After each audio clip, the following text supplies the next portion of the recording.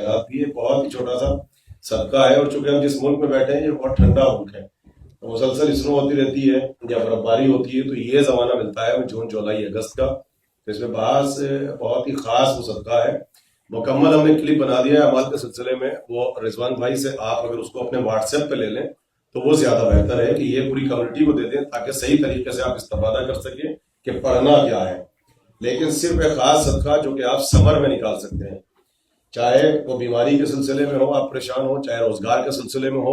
बिलखुसूस हमारे बच्चे और बच्चियां जो क्वालिफाइड हो चुके हैं, एजुकेशन खत्म हो चुका है, लेकिन अभी तक रोजगार तक नहीं पहुंच पा रहे हैं या अपने मकासद में कामयाबी हासिल नहीं कर पा रहे हैं। बार बार कॉल्स आती रही 10 दिनों के दरमियान बच्चियों की शादी के सिलसिले में, या शादी हो जाती है तो शादियां कामयाब नहीं हो रही, या समटाइम ऐसा होता है कि औलाद के मसाइल हैं।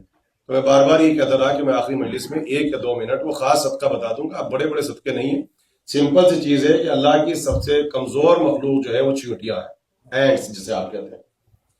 आप सिर्फ उनकी डाइट, उनकी गिजा का एहतमाम करें। जरा सी जो गिजा होगी वो 6 महीने का रिस्क होगा।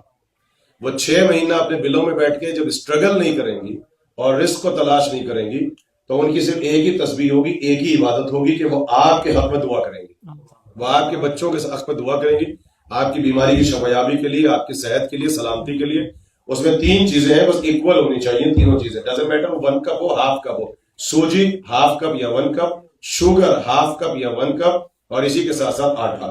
सूजी, शुगर, आटा, तीनों को मिक्स कर लीजिए, इक्वल होना चाहिए। अपनी पूरी फैमिली का हाथ लगा दें आप, अपनी सेहत के लिए, सलामती के लिए, शफायाबी के लिए, बे औलाद है तो औलाद नरीना के लिए, शादी नहीं हो रही तो शादी के लिए। घर में अगर अटैचमेंट की कमी आ रही है पेरेंट्स के दरमियान और बच्चों के दरमियान, मियाँ और बीवी के दरमियान, या रिस्क के मसाइल आ रहे हैं, आप उसका सदका निकालिए अपने तहफ्फुज के लिए, सलामती के लिए, या अपने बैकयार्ड में जहां पर चींटियों के अक्सर बिल होते हैं, समर में नजर आएंगी।